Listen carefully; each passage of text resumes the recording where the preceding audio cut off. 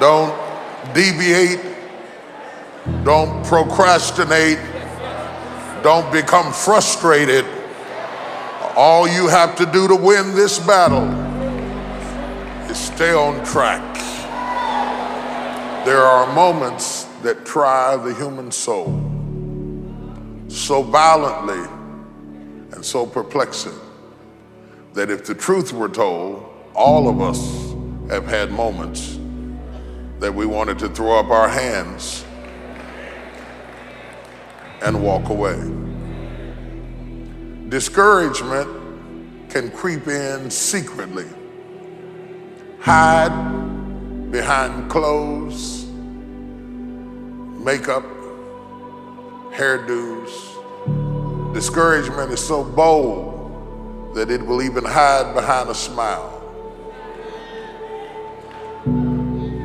It will always ride to work with you. And if it doesn't catch a ride going to work,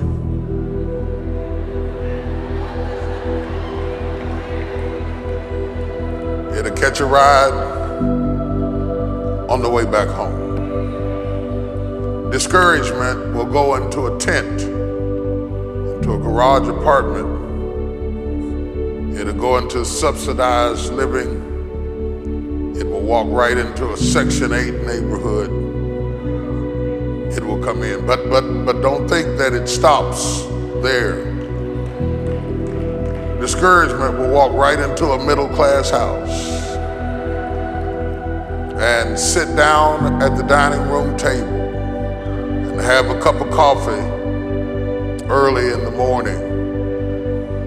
It won't just stop there. It'll go in a mansion and sit on the side of a jacuzzi, stick his feet in the hot tub, and tell you life is not worth living. If you listen at discouragement, it will cause you to make bad decisions. It will cause you to think that life is not worth living. And secretly, behind the facade of a smile and a good morning and a praise the Lord and a how are you, you will wonder if you're ever going to get out of what you're into. What I'd like for you to do right now, I want you to think about your dream, because I'm in a room full of dreamers. Think about your dream right now. I want you to think about it and envision it.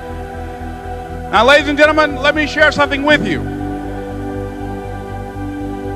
I do not believe that any of us have dreams that were not given to us for the purpose of accomplishing those particular dreams. And I want to share something with you that has changed my life.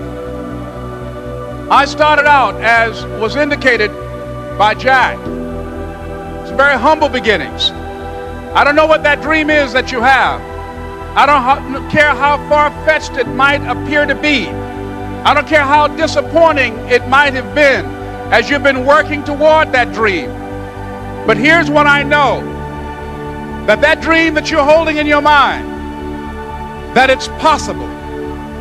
Let's say that together, please. Say, it's possible. See, sometimes we can't say, I can do that. But what we can say, that it's possible that I can have my dream as we run toward it, as we work on it day in and day out.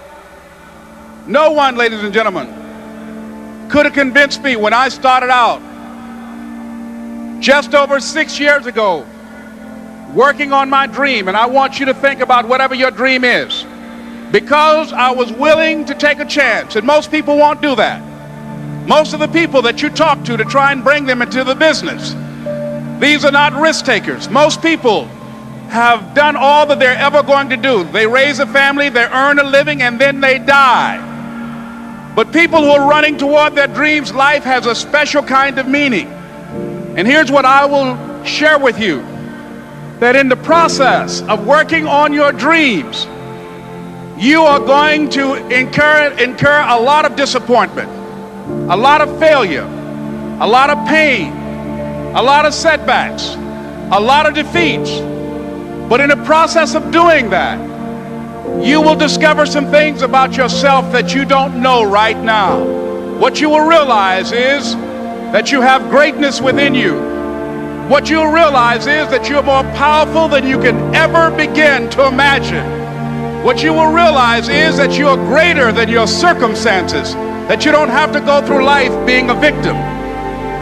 As Jack indicated, I was born in Miami, Florida, in an area called Liberty City, in an abandoned building on a hard linoleum floor with my twin brother. We were 6 weeks of age. We were adopted. When I was in 5th grade, I was identified as EMR, labeled educable, mentally retarded, put back from the 5th grade into the 4th grade, and stayed in that category until I got out of high school. I don't have any college training, but I met a high school teacher who one day changed my life. I was waiting on another student, and when he came in, he said to me, "Young man, go to the board and write what I'm about to tell you." And I said, I can't do that, sir. He said, "Why not?"